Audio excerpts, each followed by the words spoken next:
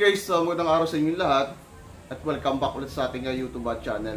Ngayong araw gagawin po natin mag-install po tayo ito ng emergency light. So ito guys yung ating emergency light. Ayan, so Firefly guys yung brand ng ating emergency light. Ayan, so yung convenience outlet natin guys ito, so tugang. Ayan, so ngayon dito po natin siya install sa taas. Ayan. Dito pinapalagay ng kliyente dito sa ating wall.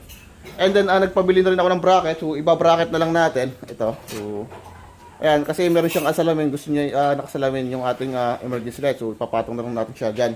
And then guys, yung ating supply. So dito na lang po tayo kukuha ng supply. Dyan sa junction box na yan. So tapos maglalagay natin ng plastic molding dito para maayos yung ating nan. Okay, guys, ang gagawin muna natin isa i-layout ko muna rito yung ating pagpapatungan ng ating emergency light. So lalagyan natin siya ng bracket dito. Ayan.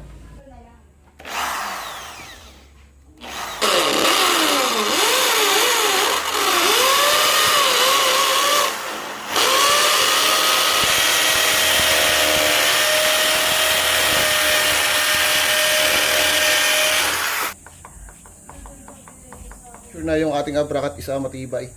So hindi lalaglag. Yan, so yan. Yan. Yan. Yan, so yan matibay guys, di nauga. So isa kabila. Yan.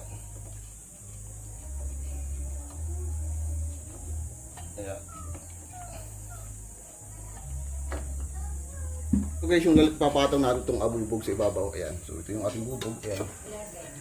Ayan, so okay na siya guys, nalagyan na siya ng bracket. So nakapatong na yung ating bubog dito. Ngayon dito papatong yung ating emergency light. Ayan, so yung emergency light natin guys na ito. Guys, yung ating emergency light. Ayan. So buksan natin. Ayan. Yung kanyang itsura. Ayan. So ito guys, yung ating emergency light. Ngayon, bubuhayin natin siya rito. Ayan. Kasi yan eh. Ayan. Ayan, so nailaw siya. Ayan, so ngayon guys, kapag ito sinaksak, halimbawa nakasaksak na ito ating emergency light. Ngayon, kapag nag-brown out, automatic yung ating emergency light is iilaw yan. Kasi nagkaroon tayo ng brown out sa ating bahay. So dito lang siya guys nakapatong. So papatong natin siya rito. So medyo mabigat. Nilagyan ko siya ng bracket para hindi siya malaglag. Kasi kung ang sasabit na lang sa likod, so posible na hindi na malaglag yung ating emergency light. Ayan. So ganito lang guys yung kanyang itsura. Ayan. Ayan, so ito siya. Ayan. Ayan, so ngayon, yan guys, gawin natin isa mag-install tayo dito ng isang ampo box. So dito natin guys ilalagay yung ating saksakan para sa ating emergency light. Ayan, so dito natin siya ilalagay. Yan, dito sa taas. Ayan.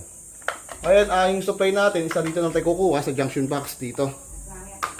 Ayan, so dyan tayo kukuha ng supply. Okay, so marinaw tayo dito. Ngayon, lalagyan natin siya ng plastic molding para maganda siyang ating lalaman. Okay.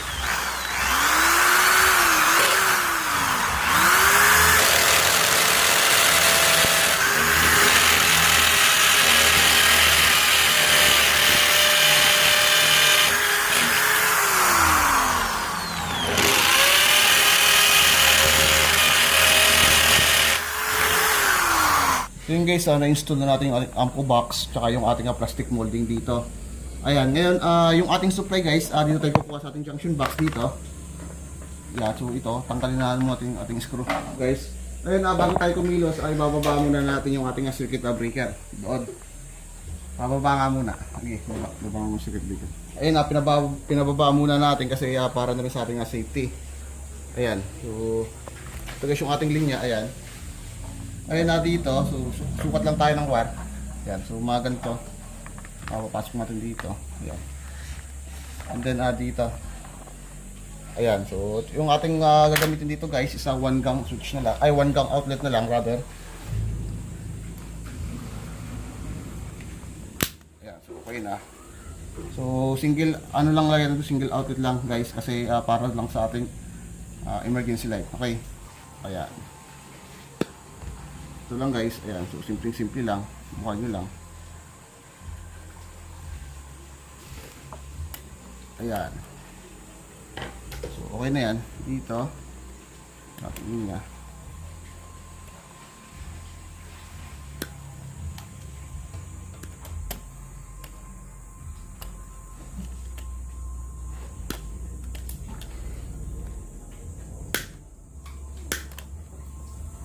Trip na natin yung ating linya.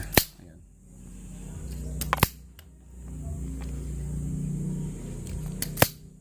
So, pinila siya kahaba. Yung ating linya ito. So, ito guys. Ayan. So, simple-simple lang ha. Single lang yan. Tap nyo lang dito sa terminal. Ayan. So, dito. Ayan. So, atin sa kabila naman. Ayan. Ayan. So, pwede yan. So, guys, alagay ating cover. Ayan. Pasok na natin dito. Ayan. So, napakasimple lang guys. Pag-install lang ating isang outlet dito. Kasi para lang naman ito sa ating emergency light. Isa lang.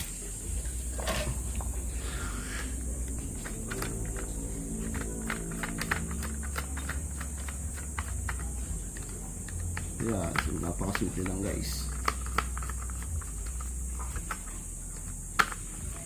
So, okay na yan. Sige pa lang natin. Yan, okay na. And then, alagay siya rito ng ako. Yan. Yan. And then dito, yung ating linya.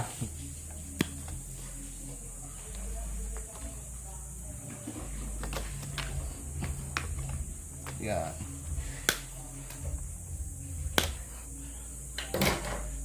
Dito, yan.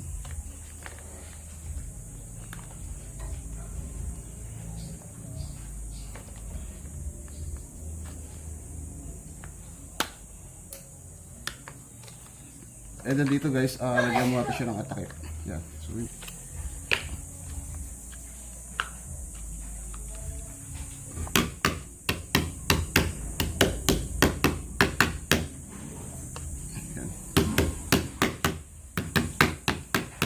ayan guys, malis na siyang tingnan. Ayan. So, ito yung saksakan natin. Ayan. Ngayon ay tatap na lang natin dito sa ating junction box. Ayan.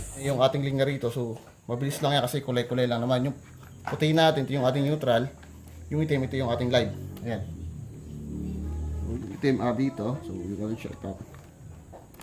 Ayan.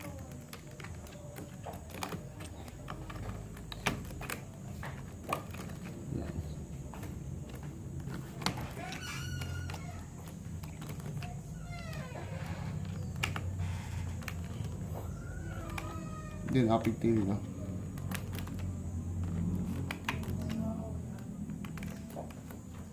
Yeah, so yung ating neutral to. Ito.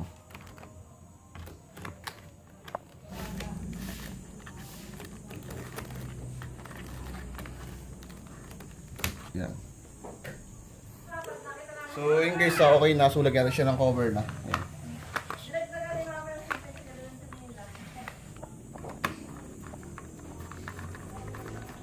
So, ayan.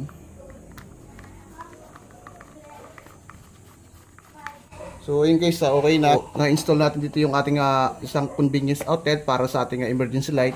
So, dito tayo kumuha ng supply kanina. Ayan. So, ngayon, yung ating bracket ito, lalagyan natin siya ng abubog ito. Ayan. Dahil lang tayo. So, okay na ito guys. Matibay yan. Ayan, yung emergency light naman natin. Emergency light. So, yung emergency light natin, so ito. Ayan, so light na. Ayan. Yung ating ngayon papataas ko muna yung ating circuit breaker doon. So para taas mo yan. Yan, sige. Ayan, so pinataas na natin, buhay na yung ating ilaw dito. So ngayon ay sasaksak na natin yung ating emergency light dito. Okay, so ito na yung ating emergency light. So na-install na po natin. And then andun yung ating saksak sa taas. Ngayon guys, yung ating emergency light is palagi po nakasaksak. Kasi nag-charge yan yung ating emergency light. Okay guys, pag nawalan tayo ng kuryente, automatic yung ating emergency light is mabubuhay yan. Ngayon, kapag nagka-supply ulit sa ating lugar at nagkaroon ulit ng kuryente, automatic is umamatay ulit yung ating emergency light. Ayun guys, testingin natin. Ngayon, ipapababa ko yung ating circuit breaker dito. Para ipababa mo circuit breaker. Ayan, so bababa na niya. Ayan, so tingnan yung ating emergency light, automatic na iilaw yan. Ayan, so automatic siya na umiilaw. So makikita nyo, umiilaw yung ating emergency light. Ngayon, kapag nagbalik yung ating normal power sa ating lugar, is mamamatayan. Para pataas na yung ating circuit breaker. So tingnan nyo yung ating emergency light, mamamatayan.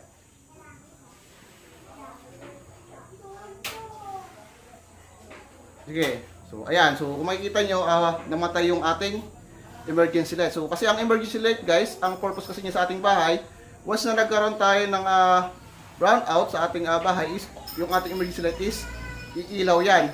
Ngayon kapag bumalik ulit yung ating supply is mamatay yung ating emergency light. So ganoon lang guys yung purpose sa ating emergency light sa loob ng ating bahay. So emergency lang siyang umiilaw in case na mawalan po tayo ng supply sa ating bahay. So malinaw po tayo dyan. So ganoon lang guys yung idea sa pag-install ng ating emergency light. So basic na basic lang.